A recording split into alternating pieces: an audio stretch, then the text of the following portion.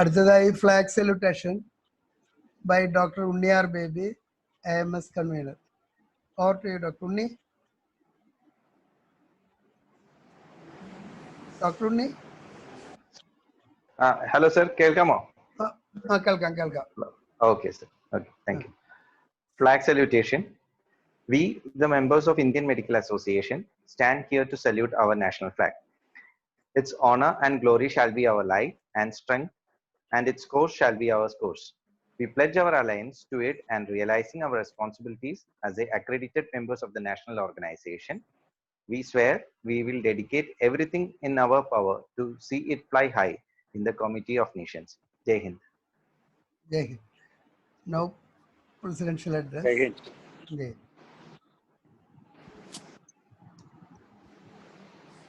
Respected Chief Guest Dr. Paulo CMK, Chairman, Care of Elderly, IMA Kerala State. State Secretary Dr. P. Gobi Kumar. State Joint Secretary Dr. Jain Chiman. Dr. Samuel Koshi, National Chairman, IMA Care of Elderly. Our State Secretary Dr. Pavan Madhusudanan.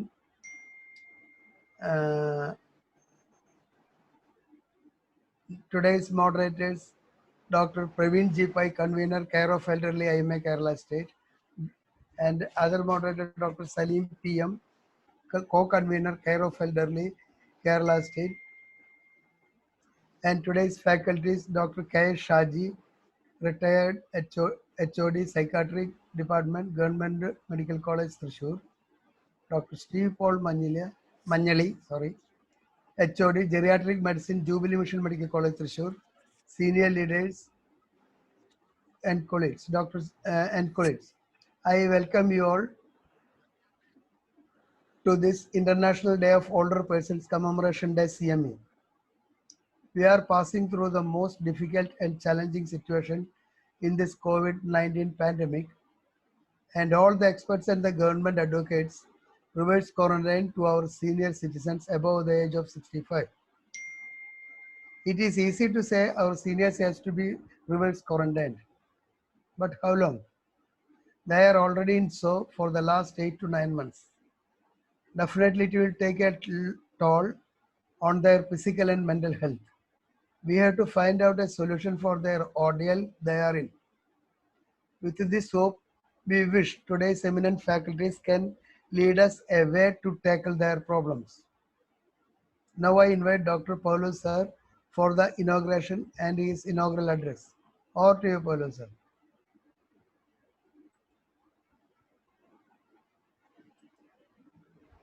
Hello. Hello. Paulo sir.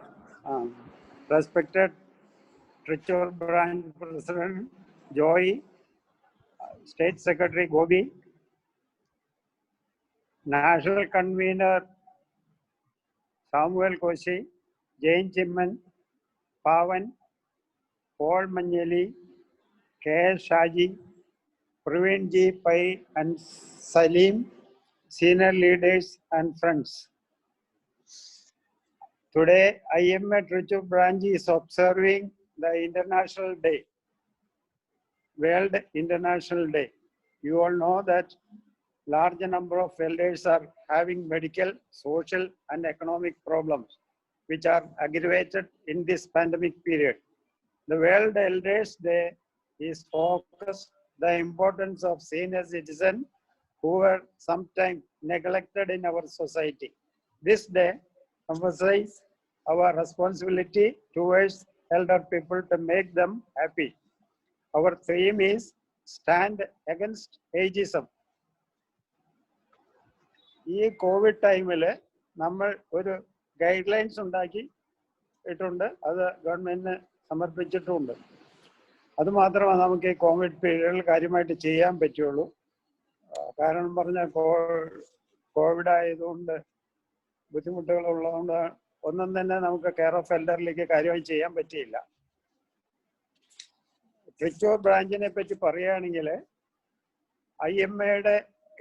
IMA Kerala സ്റ്റേറ്റിന്റെ എല്ലാ പ്രോജക്റ്റുകൾക്കും സഹകരിക്കുന്ന ഒരു ബ്രാഞ്ചാണ് Trichur branch. Care of എൽഡർലിയുടെ ചെയർമാനായി ഞാൻ തുടങ്ങുന്നത് 2014-15 കാലഘട്ടത്തിലാണ്.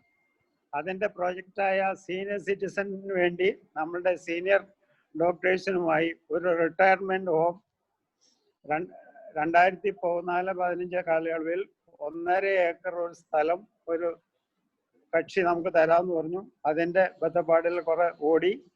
അന്ന് doctor Sreejith പ്രസിഡന്റും ജയകൃഷ്ണൻ സെക്രട്ടറിയാണ്. ഇവരുടെ ടൈമിലായിരുന്നു അത്. സ്റ്റേറ്റിൽ നിന്ന് അത് സാങ്ഷൻ കിട്ടാത്തതുകൊണ്ട് ആ പ്രോജക്റ്റ് അങ്ങനെ പെൻഡിങ്ങിലായിപ്പോയി. ആ തരാമെന്ന് പറഞ്ഞ ആൾ മരിക്കുകയും ചെയ്തു. അപ്പൊ ആ സ്ഥലം അങ്ങനെ ലാപ്സായിപ്പോയി. പിന്നീട് doctor Pradeep Kumar, doctor Ummer, doctor Sugathan ഇവരുടെ കാലയളവിൽ അതിൻ്റെ ആ കാലയളവിൽ നമ്മൾ ഇതിന് വേറെ സ്ഥലങ്ങൾ കണ്ടുപിടിച്ച് വേറെ എവിടെയെങ്കിലും തുടങ്ങാമെന്ന് വിചാരിച്ചു. കാക്കനാട് ഒരു സ്ഥലം വാങ്ങിക്കാനായി നടപടിയായി ട്രൈ ചെയ്തു. അവരുടെ കണ്ടീഷൻ നമ്മൾ ഫ്ലാറ്റ് കൊടുത്തു കഴിഞ്ഞാൽ അവരുടെ കയ്യിൽ നിന്ന് കാശ് കിട്ടിയിട്ട് പൈസ കൊടുത്താൽ മതിയായിരുന്നു. അതിലും ചില പ്രോബ്ലംസ് വന്നു. അതുകൊണ്ട് അതും സക്സസ് ആയില്ല. ഇതിനോടൊപ്പം ഡോക്ടർ സലീം, ഞങ്ങൾക്ക് എല്ലാവർക്കും അറിയാം, തൃശ്ശൂർ മെമ്പർ, അവിടുത്തെ മെമ്പറുമാണ്, അവിടെ അടുത്ത ബ്രാഞ്ചിന്റെ മെമ്പറാണ്. പുള്ളിക്കാരൻ അവിടെ തൃശ്ശൂർ അടുത്തൊരു സ്ഥലം കണ്ടെത്തി അത് പൈസ കൊടുത്ത് വാങ്ങിച്ച് ചെയ്യാനായിരുന്നു ആദ്യത്തെ പരിപാടി. അത് കഴിഞ്ഞ കൊല്ലം ജർമ്മൻ ചേട്ടായി എന്നാണ് സലീം എപ്പോഴും പറയുന്നത്. അതിന് തുടങ്ങിയപ്പോൾ ജോയി വളരെയധികം സഹായിച്ചിട്ടുണ്ട് എന്ന് എനിക്കറിയാം. അത് തൃശ്ശൂർ ബ്രാഞ്ച് അത് ടേക്കപ്പ് ചെയ്യാമെന്നും അങ്ങനെ നമുക്കത് കൊണ്ടുപോകാമെന്ന് വിചാരിച്ച് പുള്ളി 1 ഏക്കർ സ്ഥലം വരെ ഫ്രീ ആയിട്ട് തരാമെന്ന് പറയുകയും നമ്മളത് പ്രൊസീഡ് ചെയ്യാതിരുന്നപ്പോഴാണ് ഈ കോവിഡ് വന്ന പ്രശ്നമായേക്കുന്നത്. എന്ന് വെച്ചാൽ നമ്മൾ ആ പ്രോഗ്രാം ഉപേക്ഷിച്ചിട്ടില്ല. തൃശ്ശൂർ ബ്രാഞ്ചിൽ ഉള്ളവർ സഹകരിക്കുന്ന 100% എനിക്കറിയാം. അത് നടത്തണമെന്ന് ആഗ്രഹമുണ്ട്. പിന്നെ ജോയിക്ക് എൻ്റെ മ്യൂച്വൽ ബെനിഫിറ്റ് സ്കീം പറഞ്ഞ സ്റ്റേറ്റിന്റെ ജോയിന്റ് കൺവീനറും കൂടെയാണ് ജോയി. ഇപ്പൊ ജോയിയായിട്ട് ബന്ധമുണ്ട്. പിന്നെ പൈ സലീമും നമ്മുടെ ആളാണ്, ഞങ്ങളുടെ ടീമിലുള്ള ആളാണ്. അവരെ പറ്റി പ്രത്യേകം പറയേണ്ട കാര്യമില്ല. സലീം വളരെ ആക്റ്റീവാണ്. ഒരാളും കൂടെ ഉണ്ട്, ജോർജ് മാത്യു. ഞങ്ങൾ 4 പേരാണ് കെയർ ഓഫ് എൽഡർലിയുടെ എല്ലാ കാര്യങ്ങളും മുമ്പോട്ട് കൊണ്ടു നടക്കുന്നത് ഇപ്പോൾ. അപ്പൊ സലീം ആത്മാർത്ഥമായിട്ട് സഹകരിക്കുന്നുണ്ട്. അതിന്റെ പ്രതീക്ഷയിലാണ് ഇപ്പൊ ഞാൻ. വേറെ ഒന്നും എനിക്ക് പറയാനില്ല. ഈ ഇന്നത്തെ പ്രോഗ്രാം ഇനോഗ്രേറ്റ് ചെയ്തതായിട്ട് ഡിക്ലെയർ ചെയ്യുന്നു. നന്ദി, നമസ്കാരം. Thank you, Paulo sir. Okay. Now I invite State Secretary Dr. P. Gobi Kumar for his address. Dr. Gobi, over to you. Okay, am I audible? Okay, kekam. Yeah, respected President of IMA Thrissur branch, Dr. Joy Manila, Secretary Dr. Pavan, Care of Elderly State Chairman Dr. Paulos, State Joint Secretary, the esteemed faculties, and beloved members of IMA Thrissur branch. In the care of older പേഴ്സൺസിന്റെ ഭാഗമായിട്ട് നടത്തുന്ന ഈ CMA വളരെ ആനുകാലിക പ്രസക്തിയുള്ള ഒരു subject ആണ്. Now we are passing through, as the President has already mentioned, we are passing through a very difficult time. The COVID pandemic, and the numbers are increasing. We are going to the peak, and we have safeguarded our older persons, the person above 65 years. We have advised them strict quarantine, reverse quarantine. Gobi, ഒരു minute, മറ്റേ sound ഒന്ന് ചെറുതാക്കോ, വേറെ speech കേൾക്കുന്നുണ്ട്. Okay.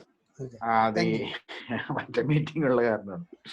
Anyway, so those people in reverse quarantine, we are safeguarding them. But now it is seen that the COVID is slowly creeping into those population as well. And that will be a very difficult situation for us as the healthcare workers. So definitely we have to have stringent rules and stringent measures to curb the disease for the spread of the disease. And also now already the old age persons are having a lot of mental stress with various aspects because of their health conditions, because of their environments, because of their decreased mobility, so on and so forth. And on top of it, we have this reverse quarantine as well. So definitely they are in a very stressful situation at present. So it is very, very apt to have a seminar or a CMA on this particular subject, so that the healthcare workers, as the consultants, we can impart some amount of help and some amount of relief to these older persons, old people. Definitely, Indian Medical Association Thrissur branch is doing wonderful job, and even during this COVID times, the difficult times, we are changing the changing difficulties into opportunities, and doing all sorts of programs for the benefit of the members and for the benefit of the community. So I congratulate the team IMA Thrissur, headed by Dr. Joy, and the committee for older persons, the care of older persons, headed by Dr. M.K. Paulos, ably assisted by Dr. Salim and Dr. Praveen, and I congratulate them also, because they have been doing enough CMEs on this project, and they have come out with a guideline for the older people during the COVID times. So congratulate them also, and I wish all the very best for this CME. Once again, thanking you, JIMA Jai. Thank you, Dr. Gopi Kumar. Now I invite Dr. Jain Chiman, State Joint Secretary, for his address. Thank you, sir. Joyce, sir, senior leaders, and my dear friends. Of all the branches or of all the activities, sub-activities of Indian Medical Association Kerala State Branch, care of elderly has been doing tremendous work, especially in Thrissur, because Thrissur, I know by in person what last few years we have been doing in the field of care of elderly. Dr. Praveen and Dr. Salim are doing an excellent job in Thrissur, and Paulo sir, as he said, I already mentioned, he has been after the elderly for doing umpteen lot of projects. And national front, the care of elderly has been entrusted to IMA Kerala State Branch, and we have a very eminent person, Dr. Samuel Koshi, who is heading that. And last week, 2 weeks back, we had a national seminar on care of elderly headed by Dr. Samuel Koshi. So care of elderly has been always in the forefront of IMA activities. So I wish all success for today's seminar. And it's always a pleasure. We have an eminent faculty today, and it's always a pleasure to watch and listen to Shaji sir. And we have one more excellent faculty, Dr. Steve Paul. So I'm not going into any details. It'll be a pleasure to hear them. Thank you. Looking forward to the webinar. Wishing all success. Thank you. Thank you, Dr. Jain Chiman. Now I invite Dr. Samuel Koshi, National Chairman, Care of Elderly, for his address. President Dr. Joy, Chairman Dr. M.K. Paulos, Secretary, State Secretary Dr. Gopi Kumar, Joint Secretary Dr. Jain Chiman, Dr. Pavan, Dr. Praveen, Dr. Salim, faculties, senior colleagues and friends. Let me first thank and congratulate the Thrissur branch, especially Dr. Joy, for organizing this meeting in connection with the International Day of Older Persons. The National Day of Older Persons, as you all know, is observed on October 1st. And the day this year has more importance than the older years, because as you all know, the country and the whole world is passing through a pandemic. And with the emergence of the COVID-19 pandemic, the impact of the pandemic on human species is too large. And the worst affected of all this is the older citizens. The older persons are getting most affected, and they are having the brunt of the pandemic. The social, economic, and emotional impact this quarantine or this reverse quarantine is causing on these elders is very huge. They are not allowed to go out from the house. They are not allowed to even mingle with the children or grandchildren. And they don't have the freedom to mingle with even their friends also. The fundamental rights has been curtailed, and democratic rights has been curtailed. So there is a lot of impact on the physical, social, psychological, and mental aspects of the older citizens. This, if it is being continued for a long time, this can cause depression among the older citizens. And this can, if the depression is being continued or this pandemic is being continued and the older persons, older citizens are getting isolated for a long time, even this can lead on to suicidal tendencies. As we all know, the problems of older citizens are too many. They're having the physical ailments, including the cardiac ailments, urinary tract infections, urinary retentions, the urinary incontinence. They're having malignancies, increases with age, neurological and muscular problems, so many physical ailments. So they are suffering from a lot of problems now. And this pandemic, this COVID-19 pandemic has aggravated the problem in the sense that they are not able to get the medicines on time. They are getting isolated and they are not able to go to the doctors for getting the adequate treatments. So they are getting a lot of physical ailments along with social isolation. Already, as we all know, the elder citizens or elder persons are socially isolated. But this pandemic again has aggravated the situation. And as I have already told, they are not even allowed to come out from the house also. They are restricted to rooms itself. And the mental abuse, or the abuse of all citizens among all the citizens is universal. And we all know there are so many types of abuses. And this type of abuses, this mental abuses happening to them also has to be considered during this pandemic. The financial constraints, all those who are having job, even the senior citizens, those who are having job, they have lost their jobs and they are depending on others for their daily living also now. So there's a lot of problems. All these are causing psychological and mental impacts on senior citizens.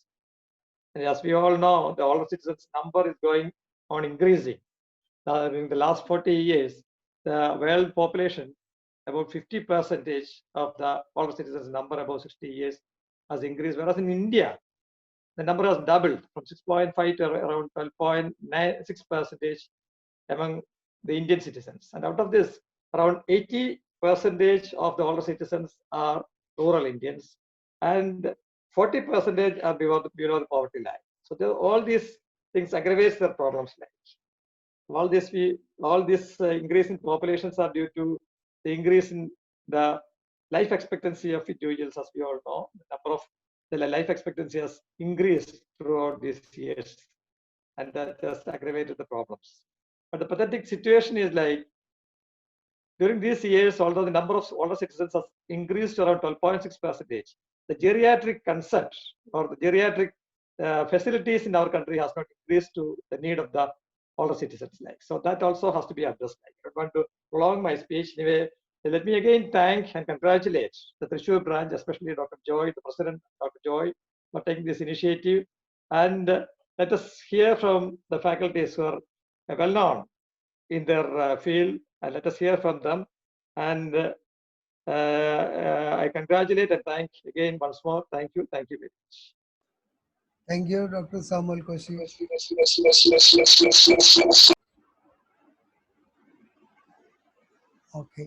Okay. Now I invite Sidi Saab for his address. Sidi sir, are you here?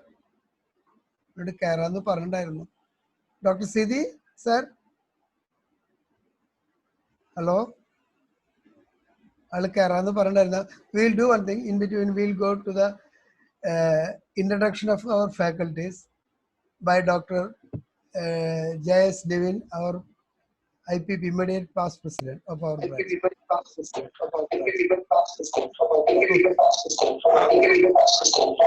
Good evening. Am I audible? Audible. Good evening. Audible.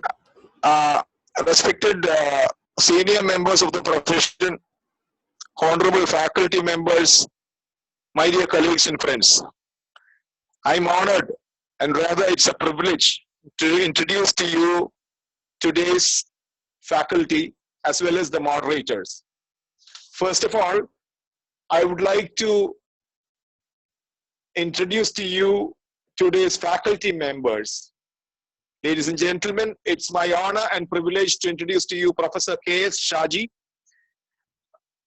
He now retired as the Professor and Head of Psychiatry of Thrissur Government Medical College in 2020 and has joined Jubilee Medical College as the Professor and Head.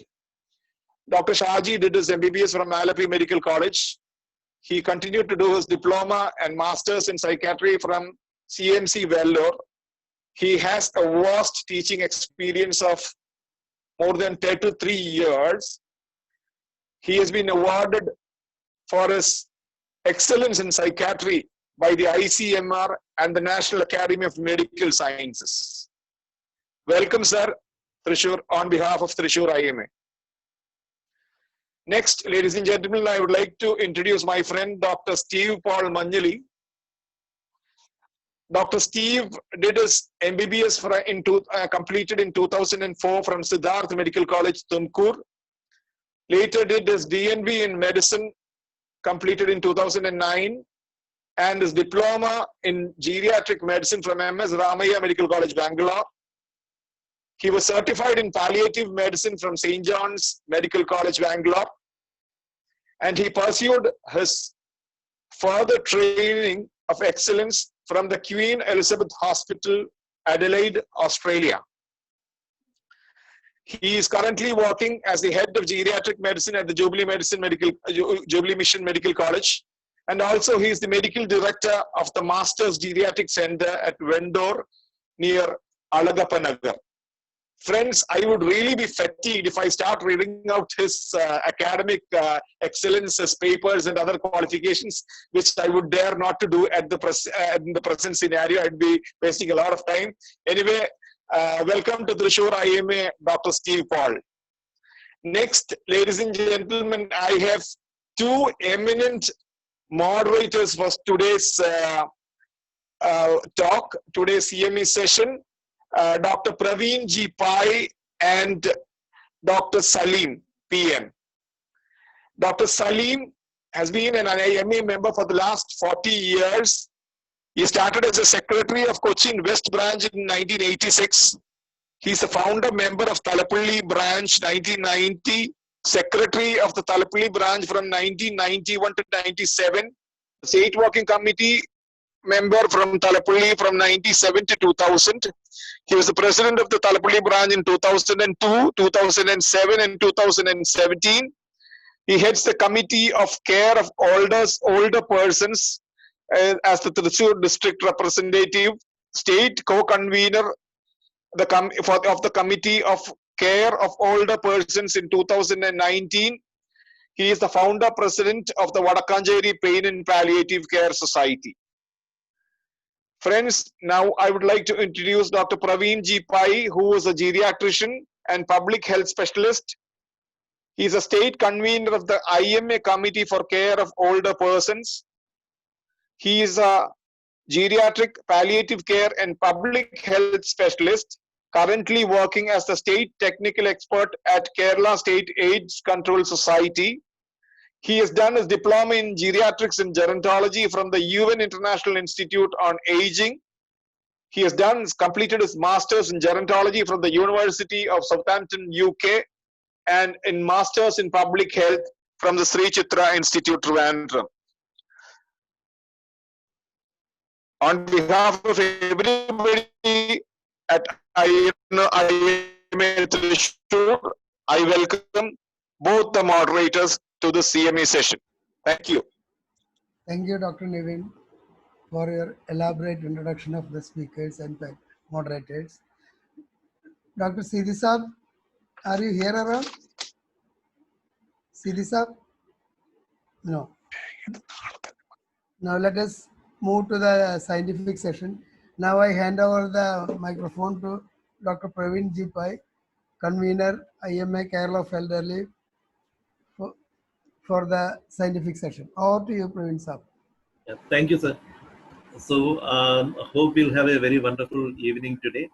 I'm going to listen to two eminent speakers Shaji sir, we've been associated with Alzheimer's and Related Disorders Society of India for quite a long time. Been seeing from 2000 onwards. Would be wonderful hearing from you. And also Steve, we've been with the Geriatric Society of India. We've been together for many sessions in the past few days, continuously. So anyway, let us listen to Dr. K.S. Shaji now. Sir, are you ready, sir? Yeah, I'll start sharing. Yeah, so you can start sharing, and I think at the end of the first session we'll have a short discussion. And if somebody has some doubt, you can actually type it down in the chat box. It would be easier for sorting out and then conveying it to Dr. Shaji. Otherwise, you can ask directly also. So before that, I'm sure everybody will be muting their mics because the whole program is going to be live on YouTube, and we are going to record the whole thing, and it will be available for all those who missed it. So it's going to be a wonderful session. Thanks. Over to you, sir. Shaji, sir. Allow me to share the screen. Okay. Arun, screen sharing allow you.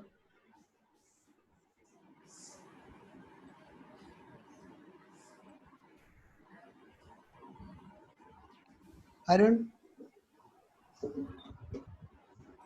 ഒരു minute. Yeah.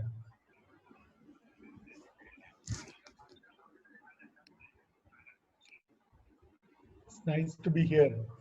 അല്ല ഒരു minute ഇപ്പൊ share ചെയ്യാം.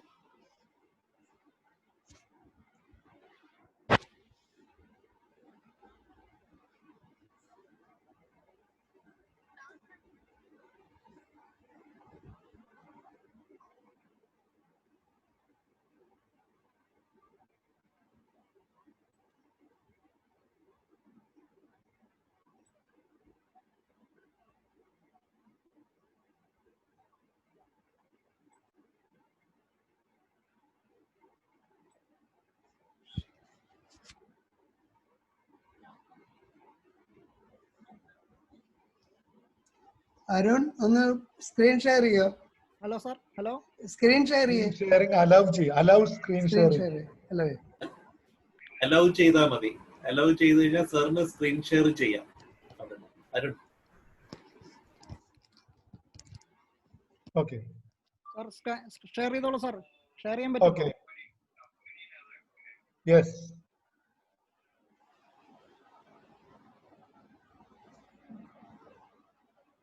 Okay. Okay. കാണാം. Okay. Thanks to the leadership of IMA and colleagues from IMA. Thanks to the moderators. Thanks to the office bearers of the section for older people. I'll be touching on few areas only in the next few minutes. We can have discussion as and when the moderators permit us. I thought I'll mention about loneliness.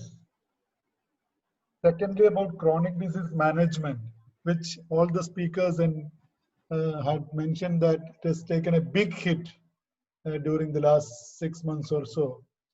Briefly about what will happen to a person with dementia if he or she develops COVID-19. The most important thing here is to recognize that loneliness can be due to social isolation, but it's different. These two things are two different things actually. Loneliness is the subjective feeling, which is very unwelcome for the individual. It's about lack or loss of companionship. And it's actually a mismatch between what you want to have in terms of social relationships and what actually you have experienced. So it's a mismatch and you feel you are deficient in social togetherness. So that is when you feel subjectively lonely. As was mentioned earlier, this can have very, very negative impact on the well-being and the mental health of the person. Whereas social isolation is something which happens. You can measure it by how much interaction you have with people who are around, who are family members or friends. I'll not venture to discuss the details of the negative impact, but obviously it can cause lots of depression. Depression is probably the most common mental health problem of older people. It's not the most severe form, whereas dementia is probably the most disabling form, but then depression is something like 20% prevalent among community resident older people in Kerala. It can affect your cognitive health, loneliness, and it can actually lead to mismanagement or lack of adherence to chronic disease management. There is this UK Commission on Loneliness, and certain governments, especially in the Western world, they've targeted loneliness not only to older people, loneliness as an environmental problem which needs to be addressed to improve the health and well-being of all people, especially older people. So lots of interventions are possible. It's not that the individual who experiences loneliness can do many things. He or she can do certain things, but then it is the society at large and the government and various agencies who can help to prevent or reduce loneliness. I'm stopping regarding loneliness at this point. One thing is very definite: older people and their caregivers, disabled people and their caregivers had always been experiencing loneliness and also social isolation all these years. Now, after COVID pandemic had come in, almost every section of the society have some experience of loneliness and experience of social isolation. So now people can recognize and identify with this experience. I'm mentioning about chronic disease management with a perspective that Steve can continue on that. It's very important to recognize this. This is very important for all physicians, all practitioners of medicine. It's globally true. 65% of people above the age, that is about 2/3 of people above the age of 65, have 2 or more chronic conditions to deal with. So multimorbidity is the rule than exception when it comes to people above the age of 65. The unfortunate thing is, if I have 2 or more chronic conditions, it's fairly certain that I get poor service from healthcare system. Because healthcare system in this country and most countries are tuned to treating people with single disorders. For example, if I have diabetes, people are very good at treating my diabetes. If I have diabetes alone, but if I have diabetes, dementia, and arthritis, then I get a bad deal. So it's very sad to note that multimorbidity is not well understood by medical profession. We tend to believe that you can give the same treatment which you give to people with single disorder. For example, if you were to treat someone with arthritis, dementia, and diabetes, you just add treatment of diabetes plus treatment of arthritis plus treatment of dementia, and then you believe that it works. Unfortunately, multimorbidity leads to interaction with disease conditions and lots of social and environmental consequence of these illnesses. Again, in this few minutes, I am only trying to highlight certain points which I strongly believe is important in our medical practice. And I think sometimes we forget to take note of these things in our busy practice. People who help others with activities of daily living are not often recognized for their labor. Informal care is all about giving assistance to activities of daily living. There are 4 types of people, it's told. 1, you are a caregiver, or 2, you are a caregiver, and 3, you will be a caregiver, or 4th is currently you are getting care from somebody else. So we belong to one of these 4 categories, and hopefully we will get the care which we need later on. It's home-based. It is irreplaceable. No governments, rich or even the richest countries, cannot simply afford to provide informal care to people. They can't replace that. Now come to this very important point. See, I am 62 now. My parents are not alive. When they were alive, I was also in my 50s. So caregivers of these days are into their 50s or 60s. I have friends who are 60 plus who are looking after their parents who are in their 90s. So caregivers also will have multimorbidity. They have other demands of life.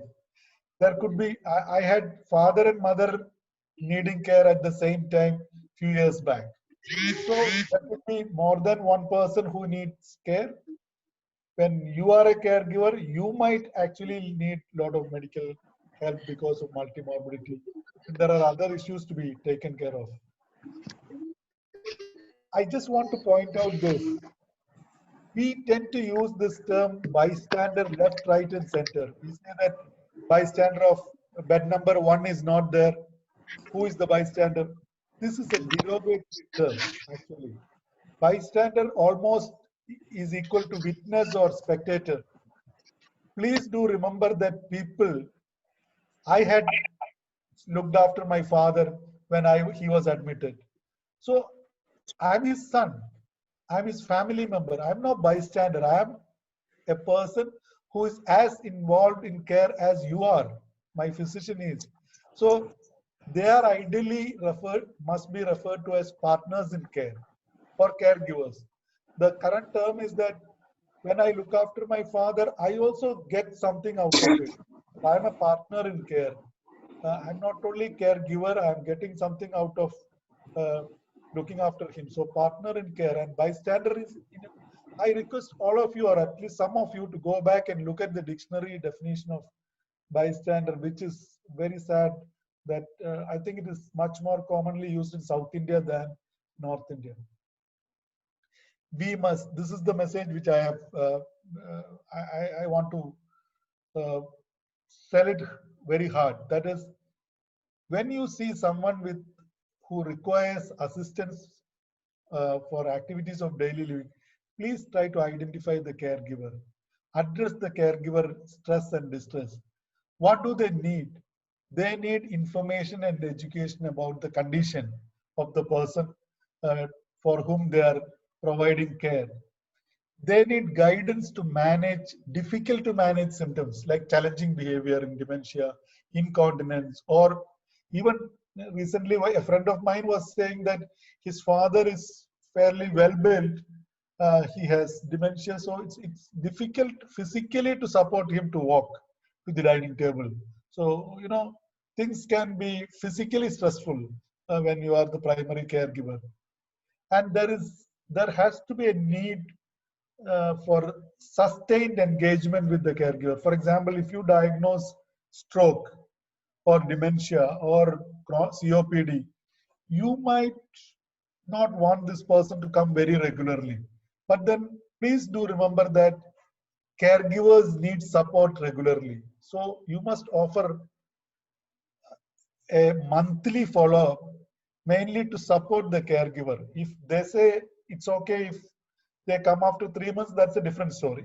But then offer them this support, and remember to offer them support during a crisis, which can come anytime. It's all about partnerships. It's about partnership with social care and community residents association. In our area, the residents associations are active. Some areas they are very active. So there could be lots of partnerships which we can build.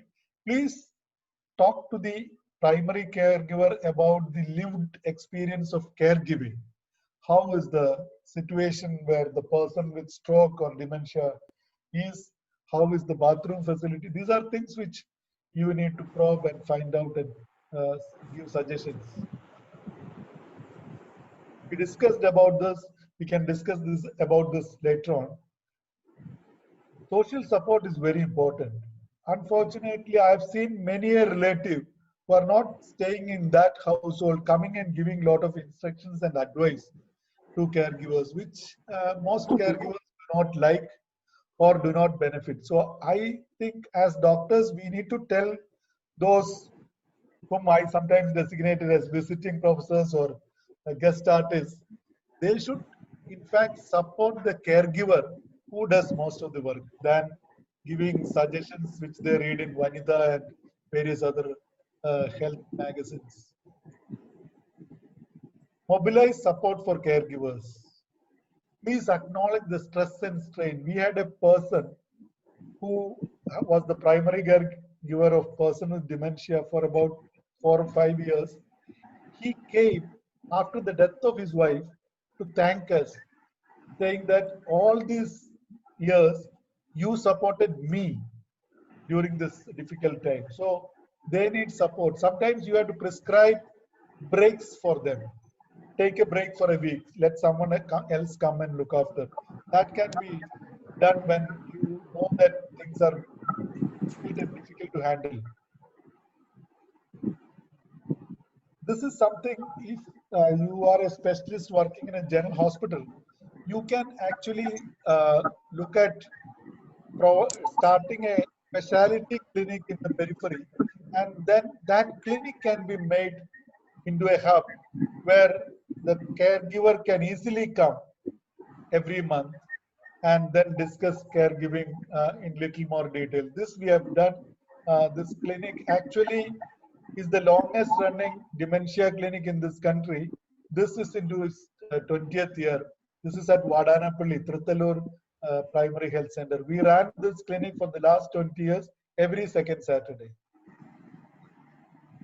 We can collaborate with palliative care, Vayomitram project, and lots of other agencies like Kudumbasri has a grand care project now.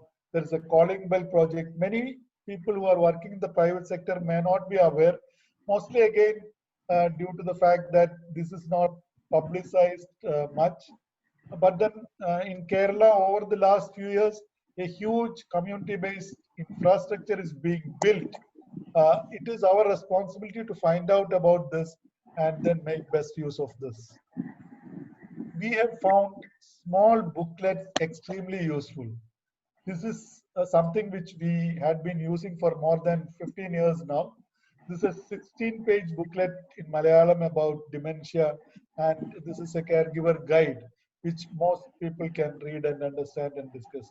Essentially, you support caregiver and you provide seamless support for in terms of giving information and education, and sometimes building the skills of the caregivers in managing certain symptoms. So we are into last part. I promise that in another 3 minutes I'll be stopping this. COVID-19 has actually made us wiser. It has made us think about our shortcomings in services, and also certain fact that we were not using certain facilities which were available to us in spite of the fact that that was less costly and very useful. For example, telephone. Talking to caregivers and patients over telephone and WhatsApp and video conferencing was not used by us, even though these were available free of cost. Now think about a person with dementia being told to do physical distancing and hand washing and instructed to use or encouraged to use masks. It's very difficult.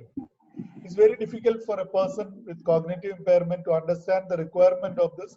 It can become a big problem. That's one reason why old age homes and dementia homes might fail to protect older people who are residents there. And think about quarantine.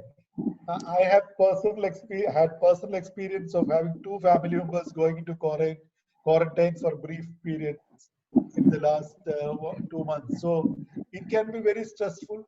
I had gone, meaning before COVID, when I had a flu, I had gone in, stayed in room quarantine for some time. So it can be very stressful for a normal, cognitively unimpaired healthy person. So think about older person with multimorbidity, with or without dementia going into quarantine. Then think of a person, this we had in the medical college some time back. Someone with dementia has tested positive and they are at very high risk for delirium, and they can be difficult to manage in the ward. They need assistance. So again, imagine that that person gets out of COVID-19 and then it needs further care. So it can be very difficult.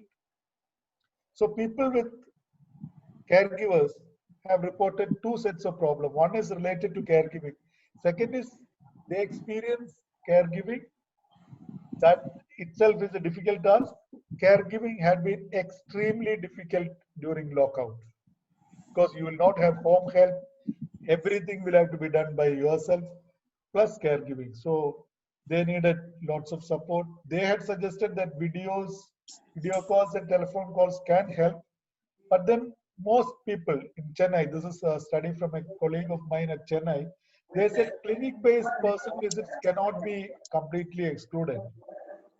Essentially, older people need more services. You can prevent major problems coming on if you prevent minor problems. For example, toothache, ingrowing toenail, or dislocated joints, constipation, or various other minor problems need some kind of medical advice which should reach home through health worker or a nurse or doctor or whoever. And then we need specialists, primary care doctors to supervise home-based support. So this is what I need to say. I think we will have discussion as and when Praveen or Salim allows this. I'm quite happy to have sensitized you on this. Over to you, Praveen. Thank you, sir. Thank you, sir. It was a wonderful presentation, sir. I think everybody can mute their mic because it's causing some disturbance here. ശരിക്കും കേൾക്കാൻ പറ്റുന്നില്ല. Sir, actually, it was really wonderful, especially the points which you made on naming a person with the bed number, naming the caregiver as a bystander. I think everybody has faced the same thing in their life, and some of the terminologies we use in medical science, I think we should change. It is high tech, especially when somebody dies, we tell expired. Expiry, human don't expire. I think it's a personal view. I think we should be bold enough to say or accept death as a normal part of life and say patient died or something similar. And most important, I found was it is a partnership which we have to build, the partners in care, and lot of things like, especially the last part, it was touching. I don't know what solution we have, especially with somebody having cognitive impairment and quarantine, social distancing, hand washing. I don't know what can be done, but lot of services and supports has to be gone through that. So, sir, I think we can have one or two questions if it is possible. I'll say two or 3 minutes. Yes. You can decide. Yeah. I'm okay. 2 minutes. 2 minutes. And at the end also we can have, if at all there are. Sir, currently there are no questions as such. So. Good evening. Yeah. Thank you very much for a wonderful presentation of a very relevant topic. It was very interesting and informative. Regarding the terminologies, another terminology we all use is layman. Any person associated with the patient, we use the word layman. And this is not like in the olden times, the people who are with the patient understand the word and feel demoralized. So that's another term which we should positively try to avoid. One of the major cancer specialists in this state was always mentioning to the caregivers or the immediate relative, to take care of themselves more than the patient, because there are a lot of other professionals to take care of the patient, and the caregiver has to take care of, because usually if a lady develops cancer, say by the age of 60 or 65, only the husbands, in practical situations, husbands will be available. They themselves will be above 70. And he was mentioning in one conference that a large number of his patients, uh, caregiver or the immediate relative who is looking after the patient dies before the patient dies, before the patient with cancer dies, or even the patient with cancer gets a cure these days. But the caregiver faces the stress of mental stress, financial stress, physical stress, lack of sleep, and so many other things. And that person, dies before the actual patient recovers or dies. So this is one thing very common nowadays, because there is no other support from children or any other immediate relatives because of our social situations. So this is one comment I would like to make. Thank you. Dr. Shaji, screen sharing on the close here. Yeah, thank you. I think we'll go on to the next presentation. Over to Can Dr. I add Salim. a few? Can I add a Yeah, line? sure, please? sure. I'm Dr. Anandam. I'm Dr. Anandam. I work for I have a clinic called Raksha Healthcare Solutions, where Dr. we are Shaji. looking after a few of the older people who have been bedridden or bedbound, and from hospital to home management. They find it difficult like this because during COVID, just like you mentioned, one of them is sick and the other person is also equally old. The children are not able to come down because of the COVID situation, and I've seen very pathetic states when they have come and they've been in quarantine and the person, the father or the mother, have passed away. It's really very sad what is happening now. I just wanted to add that. Thank you. Yes, Thank you, madam. Yes, madam. I have heard of you. I have heard of your work also. I really appreciate that. Pardon? I have heard of you. I have followed your work also. I really appreciate your clinic and your work. Thank you, doctor. Because I mean, many of our colleagues don't know about what is happening in our clinic. I would like to extend this message that we are looking after older people.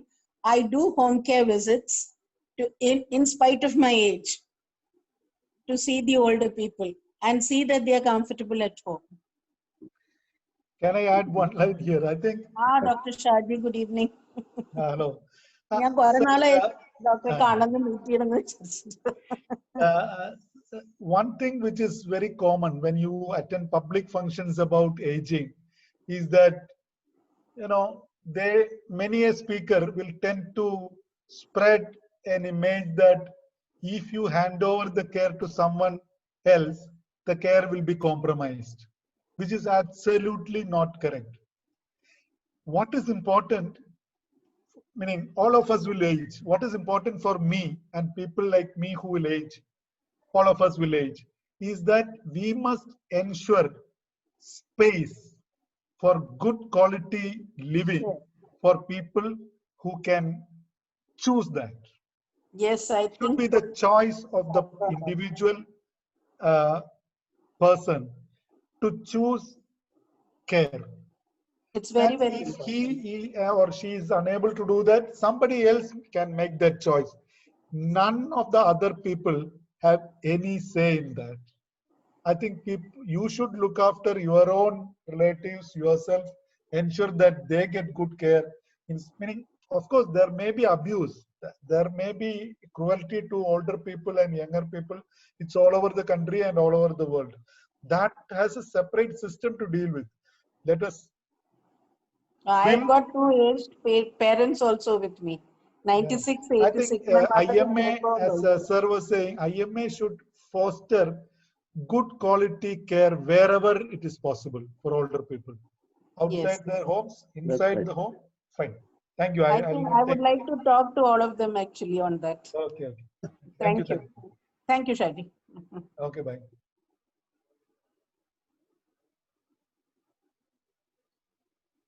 Dr. Praveen? Thank you. Thank you, sir. Unmute and sir, for. Okay. And thank you, Shai sir, for the excellent presentation. The take-home message which I get is that uh, social isolation is a slow poison, and the only solution to social isolation is a communication, a network to communicate with the isolated and bring them up. Am I right, sir? Hello. Yes, yes, sir, absolutely. A social network is something which IMA and agencies, governmental agencies like Vayomitram and all the other social activists can bring out.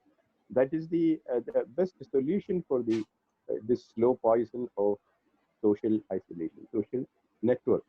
Like in palliative care, we have a network, volunteers, and all those who are interested.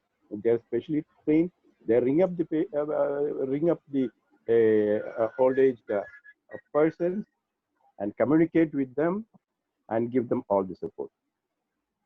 Thank you for the excellent talk, sir. I have the great pleasure to invite another excellent speaker, Dr.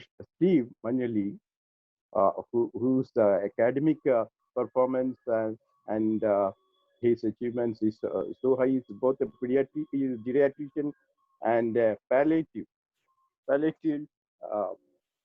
trained, certified. He got a lot of information, lot of accreditation in palliative, and I had the great pleasure to invite him to start his discussion. Thank you. Steve? Thank you, everybody. I'm honored to speak in front of this audience. I feel very small speaking in front of so many senior people and experienced people here. However, with the little experience I have, I shall proceed to my topic. I'm sharing my screen.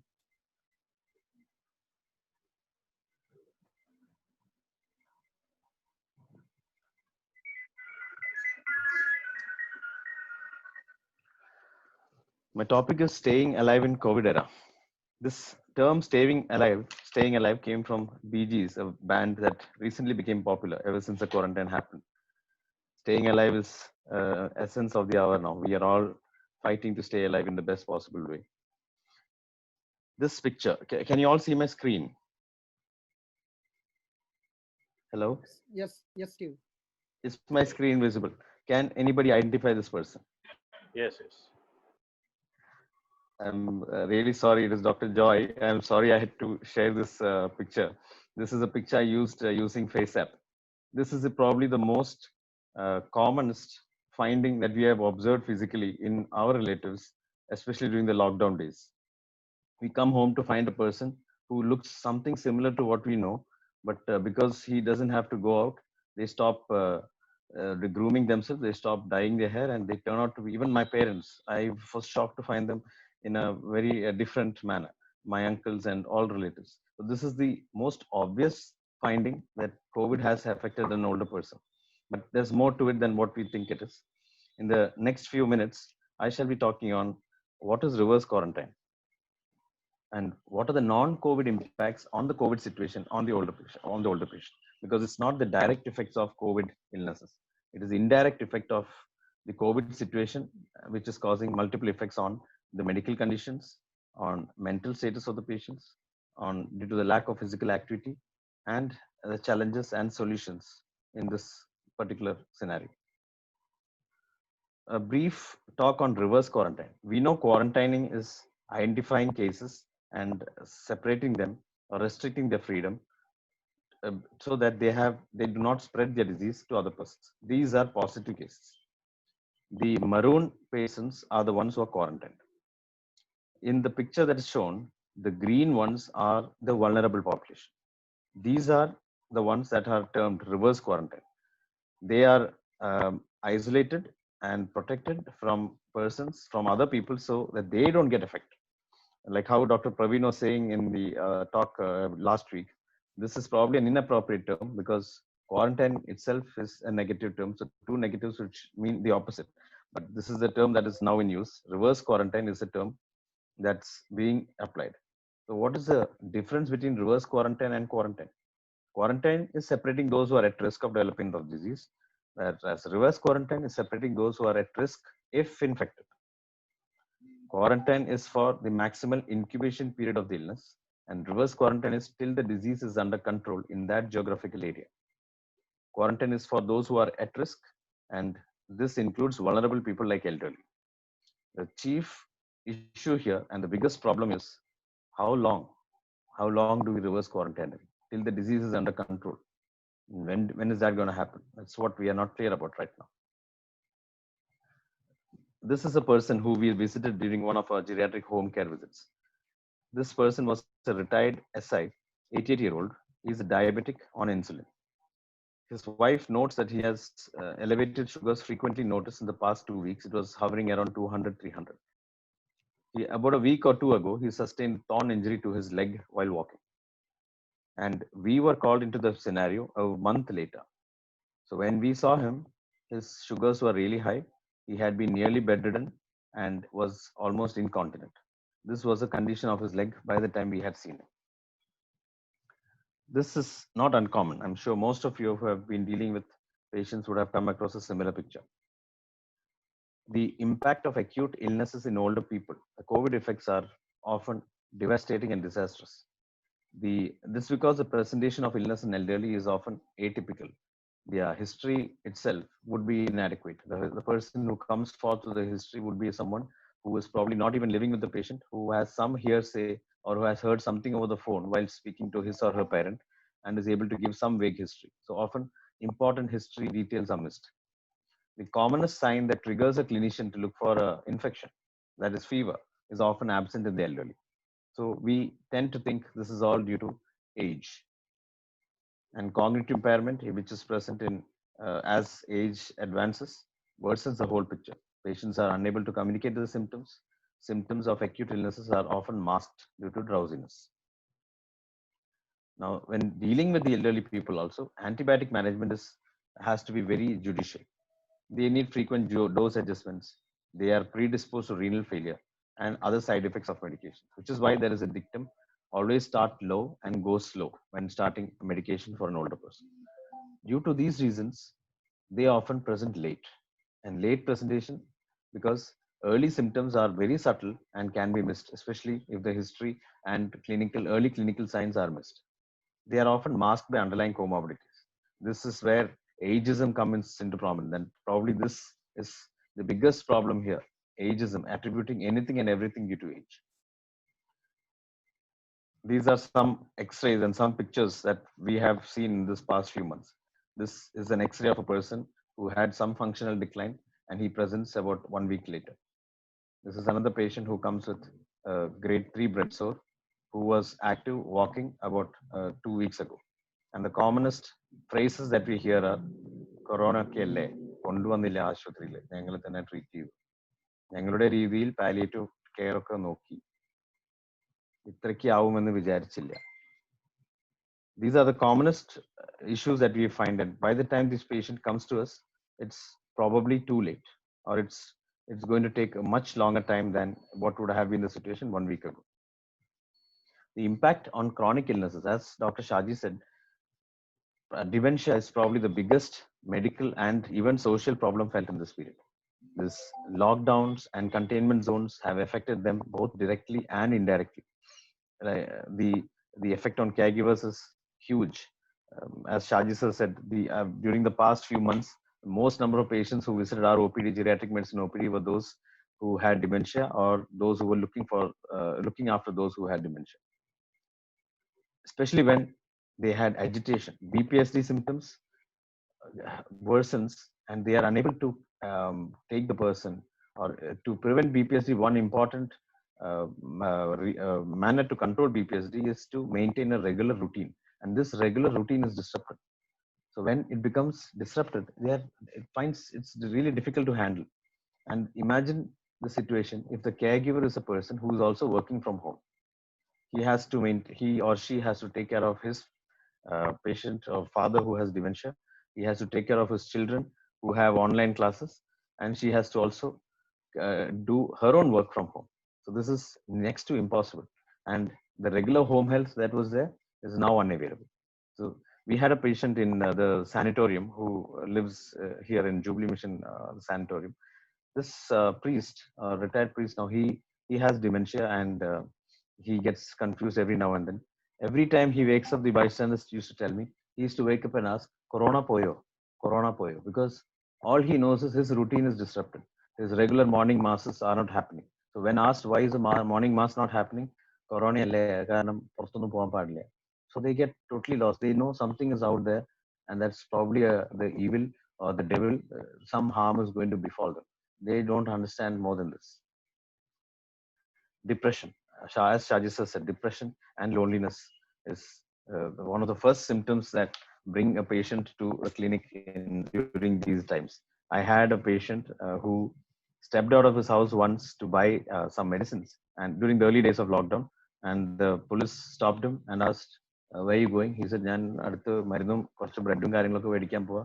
And the police said, വീട്ടിൽ കുത്തിരിക്കാനായിട്ടില്ലേ, വയസ്സായിട്ട് corona ആയിട്ട് ആശുപത്രി കിടക്കണോ, മരിക്കാറായോ, some term that way.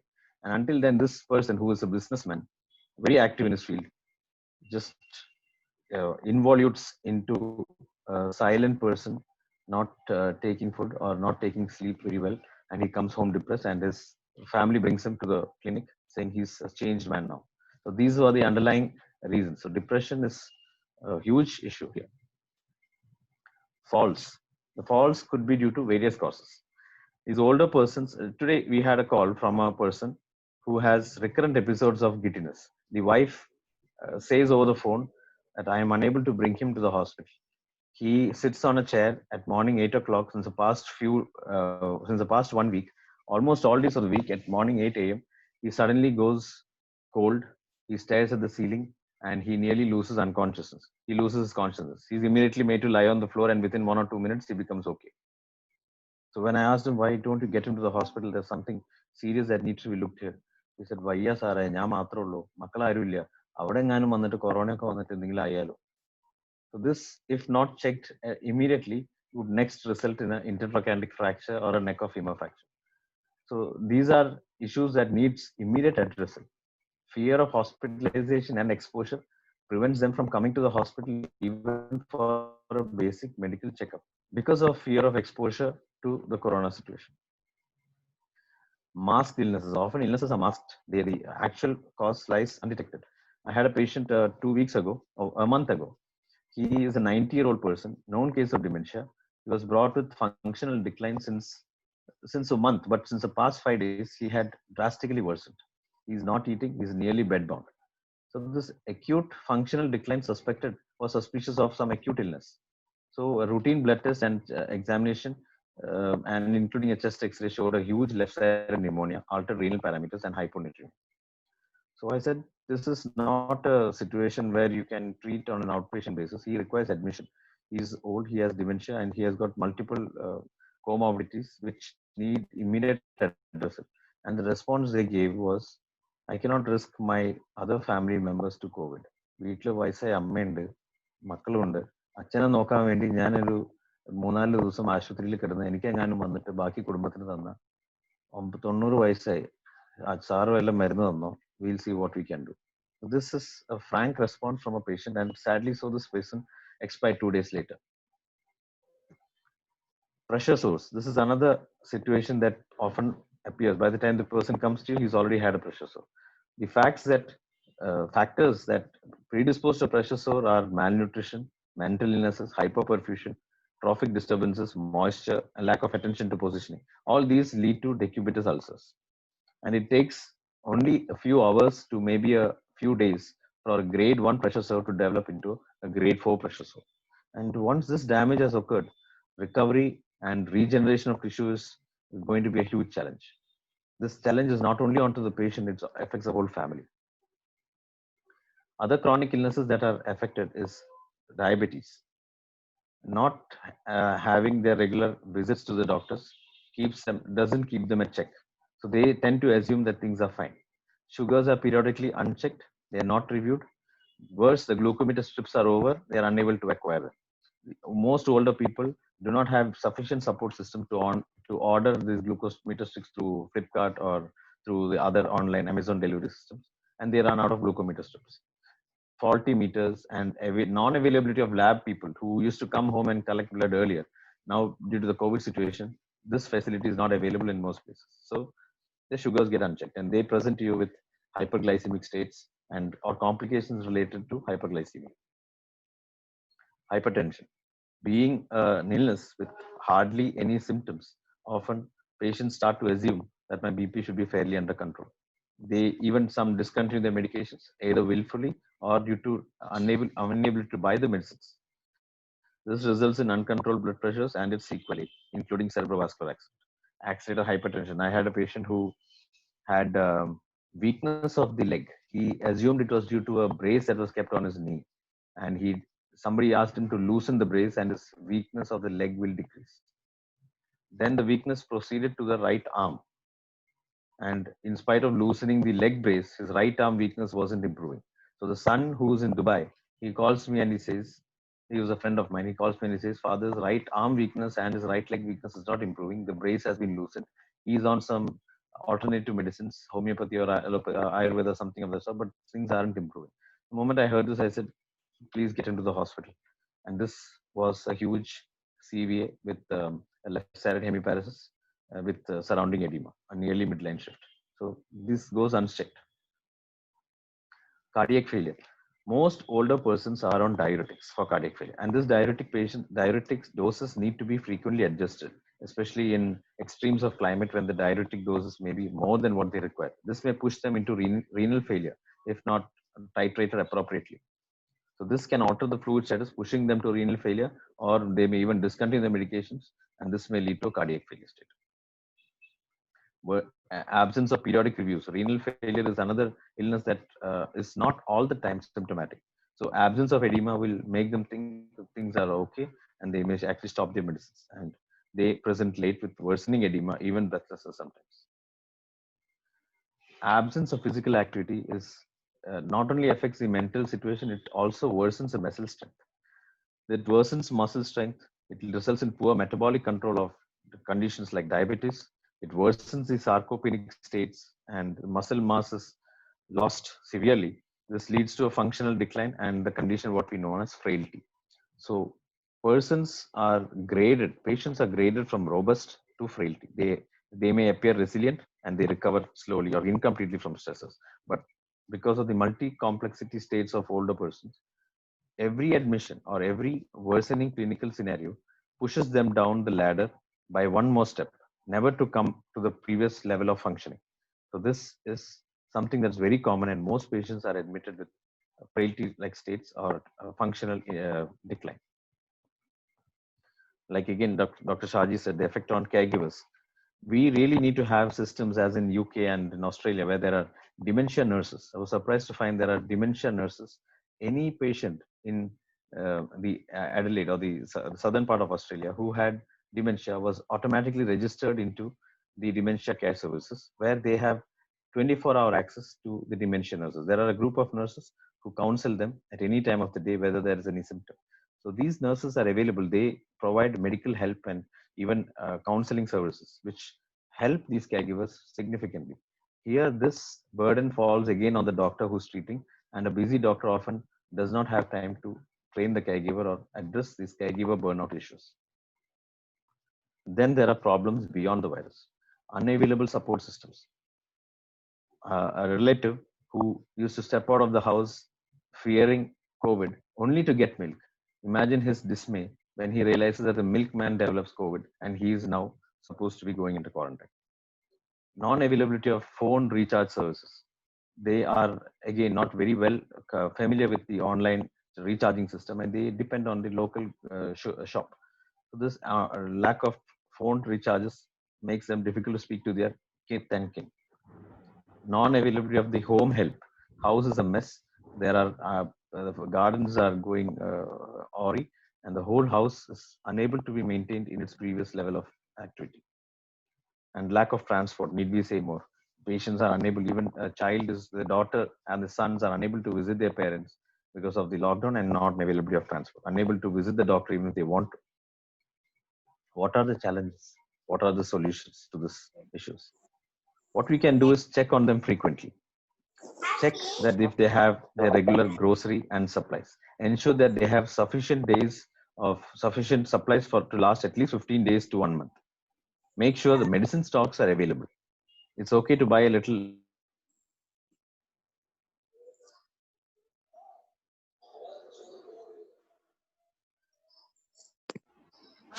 Hello, Steve. Extra medicines and keep them because dynamic. Help them connect with doctors, neighbors, or even your parents. Just even if everything seems what meets the eye of a physician or a nurse is much more than what is communicated. Arrange a lab staff to check on them. Arrange a lab staff to check on them, collect the samples, and see if all is right. It is important to frequently check your blood investigations. Use the necessary precautions, but see that they are regularly seen once in a few days. And encourage frequent, daily, if possible, video chats. If they are unable to use their smartphones, arrange somebody to do it for them. A daily video chat or even a daily phone call can go a long way in preventing them from a worsening state. Spend quality time with family. Those who are living in a villa or with sufficient backyard have areas to walk, but those who are living in a flat are often are not even allowed to have their normal routine walk.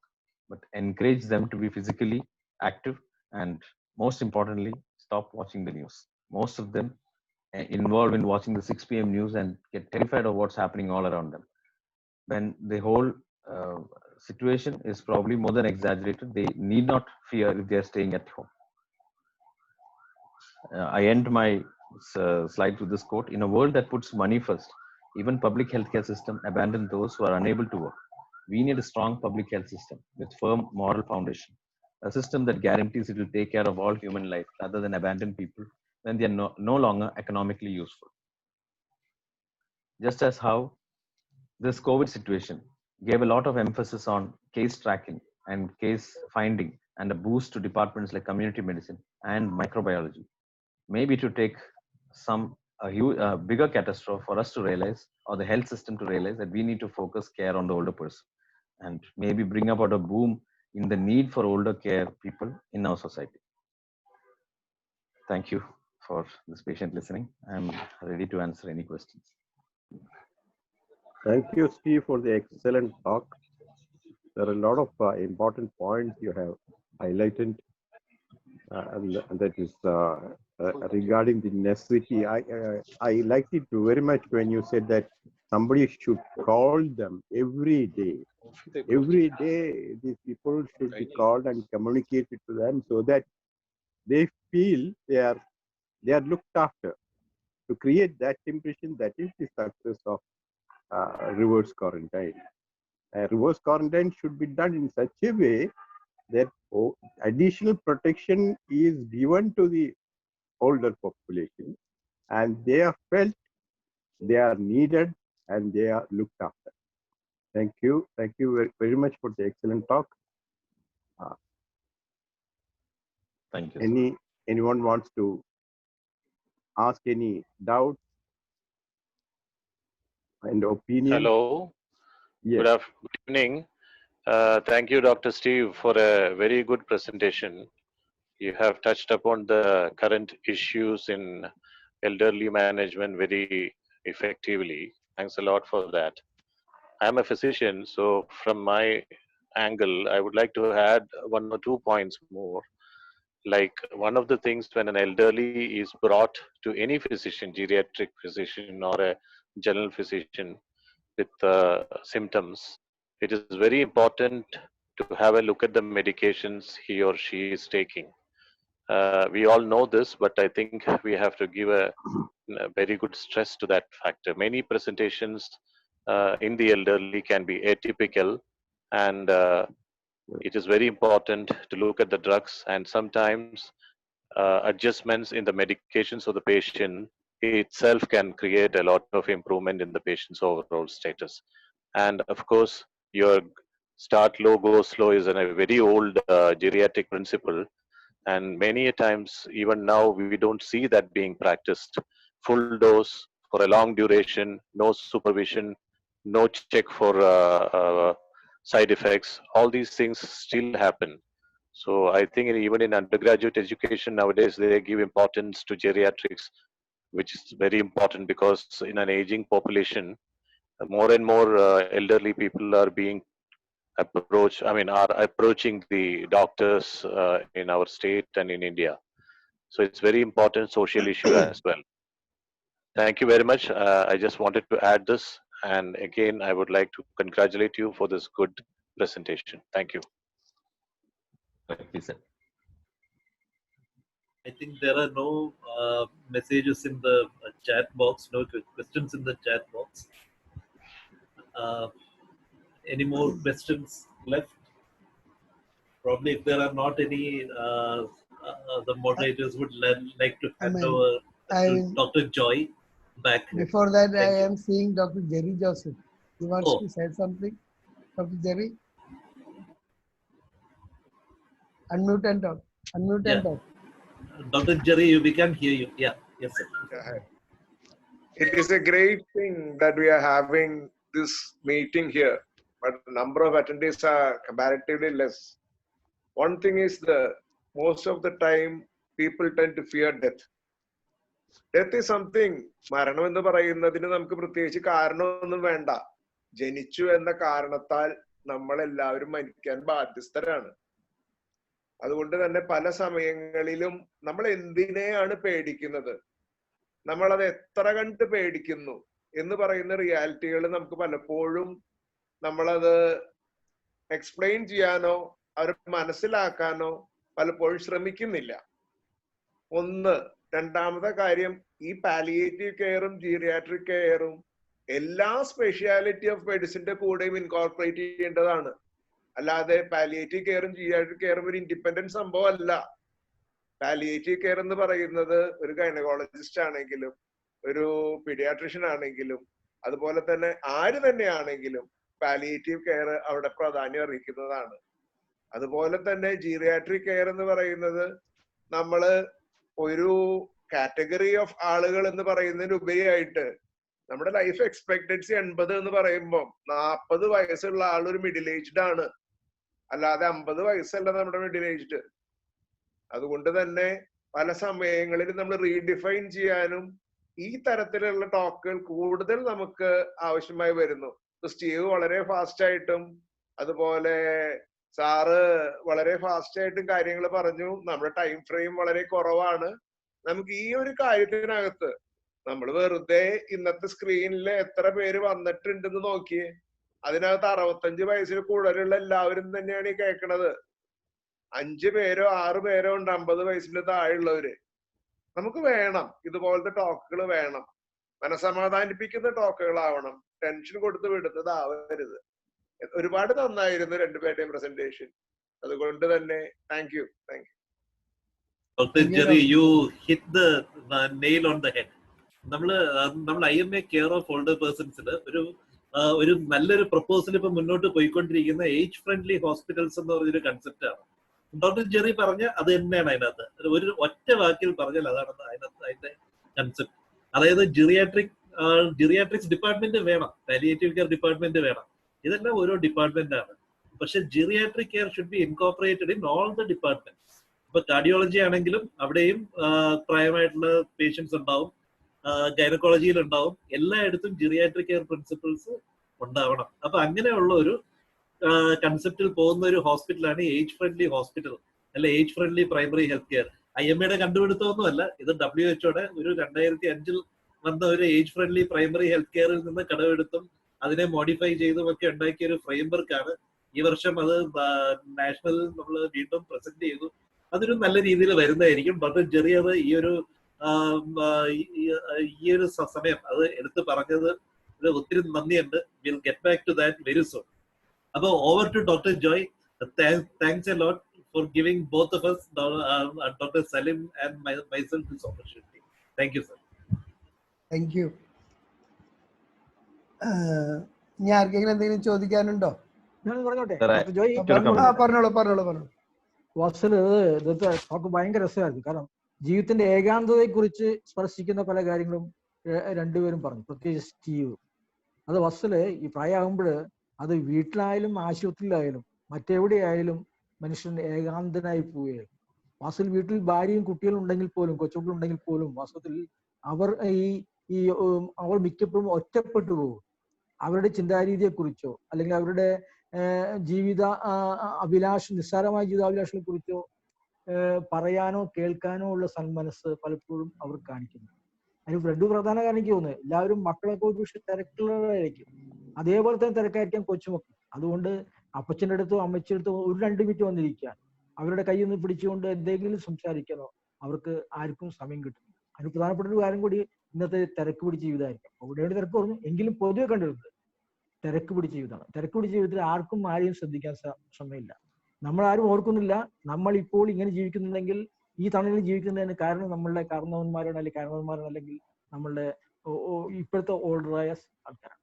ആ കാര്യം മനസ്സിൽ നിന്ന് എന്ന് വിട്ടുപോകുന്നു അവിടെ സ്നേഹം വറ്റി പോവുകയും അതിന് ഫലമായിട്ടാണ് വാസ്തവത്തിൽ ഇന്നത്തെ പല ഈ പ്രായത്തിലുള്ള പല മനപ്രയാസങ്ങളും ദുഃഖങ്ങളും അൺടൈമിലി സൂയിസൈഡും ഉണ്ടാവുന്നതാണ്.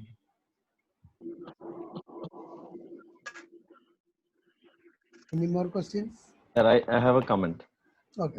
നേരത്തെ ഡോക്ടർ പ്രവീൺ പറഞ്ഞ പോലെ we have to create age friendly hospitals. എല്ലാ ഹോസ്പിറ്റലുകളിലും എല്ലാ മെഡിക്കൽ കോളേജിലായാലും ഇന്നും കൂടിയും 2 വയസ്സായവർ കൈയും പിടിച്ച് ഒരാൾ മറ്റാൾക്ക് തുണയാണ്. എന്നിട്ടൊരു വഴി നീളം മുഴുവൻ നടന്ന് എത്തണം. ഇനി ടോക്കൺ എടുത്ത് അടുത്ത ഡോക്ടറെ കണ്ട് ലാബിലേക്ക് നടക്കാൻ വേറൊരു 10 മിനിറ്റ് നടക്കണം. ഈ സിറ്റുവേഷൻസ് എൽഡർലി പീപ്പിളിനെ എങ്ങനെ ഒഴിവാക്കാൻ പറ്റും? ഒരു ചേഞ്ച് വേണം. And more importantly undergraduate medical എഡ്യൂക്കേഷനിൽ ജിറിയാട്രിക്സ് കൊണ്ടുവന്നേ പറ്റൂ, അല്ലെങ്കിൽ we are not going to change the next generation. അതിനുവേണ്ടി കുറെ ഓർഗനൈസേഷൻസ് ട്രൈ ചെയ്യുന്നുണ്ട്. IMAയും ഒരു സ്റ്റാൻസ് എടുത്ത് ചെയ്താൽ probably will make A difference. എന്റെ ജനറേഷന്റെ കാലത്ത് പോലും ഞങ്ങൾ ജിറിയാട്രിക്സ് കാര്യമായിട്ട് പഠിച്ചിട്ടില്ല.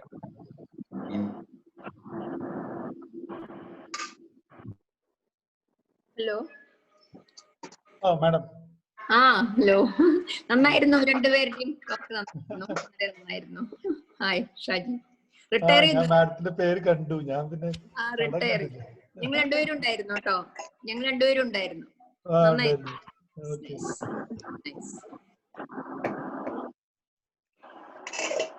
Anybody wants to say anything?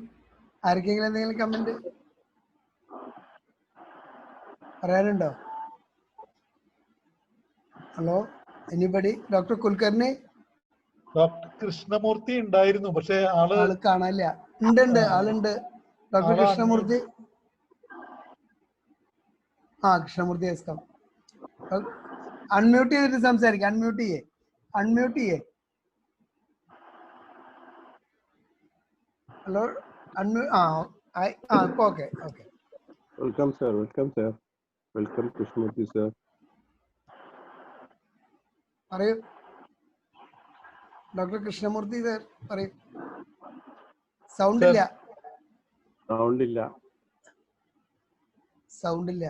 ഇത് പറ്റിയോ? വോളയം കൂട്ട് കേട്ടൂടാ.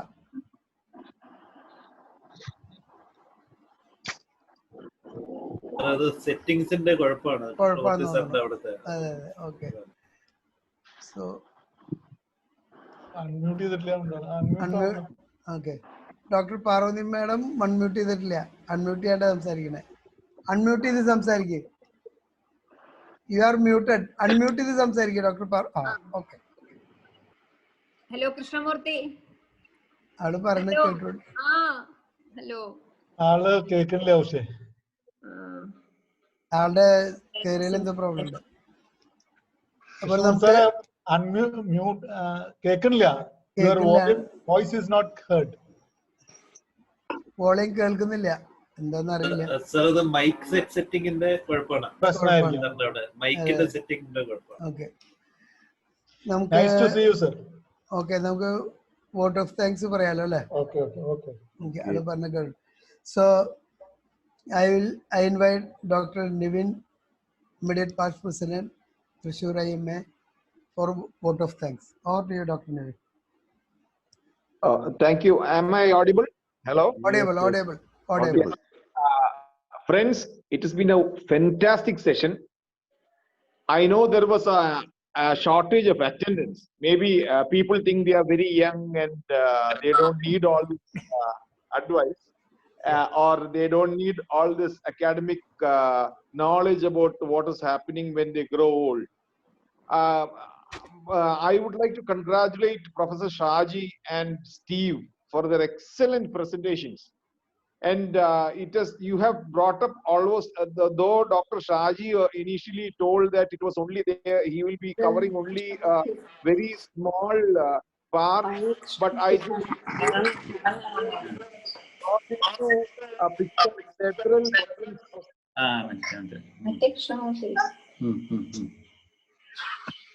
Hello? Dr. Parvati, mute you. Okay, ready. Nivin, unmute and talk. Unmute and talk. Okay. First of all, I thank Professor Shaji. Am I audible now? Audible, audible. Yeah. I'm so happy that I thank Professor Shaji. He said he will be covering only a very small part of the subject, but I think he has put his effort and he has made his talk very lively. Secondly, I would like to thank Steve. Steve, you did a wonderful presentation. I'm so happy. I didn't know that you would speak so well. A good old friend of mine. I'm so happy about you. And yours was a fantastic talk, especially the medical part of it. You did it so well.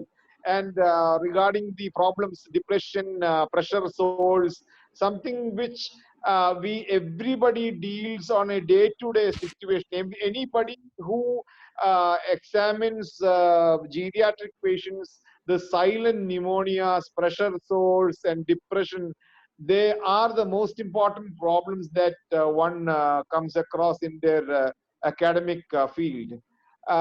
Thank you so much, Steve. Next, I'm sure moderators, Dr. Praveen and Dr. Salim, they also did a very wonderful job. And it is very nice to know that we have so much experienced people in the field of geriatrics and gerontology who are taking care of the part of elderly care in IMA. On behalf of everyone gathered here, on behalf of IMA Thrissur, I thank both the speakers and the moderators for this wonderful session. Thank you. Over to you, Dr. Joy. Thank you, Dr. Nivin. Now, എല്ലാവർക്കും നന്ദി പറയുന്നു. It was a wonderful session. Thank you, Steve, Dr. Shaji, Dr. Praveen, Dr. Salim, and Dr. Paulus. എല്ലാവരോടും നന്ദി പറയുന്നു. നിവിൻ പറഞ്ഞു, ഞാൻ എൻ്റെ ഭാഗത്ത് നിന്ന് ചുമ്മാ പറഞ്ഞു മാത്രം. Thank you very much. Now the meeting is closed for dinner at home. Thank you.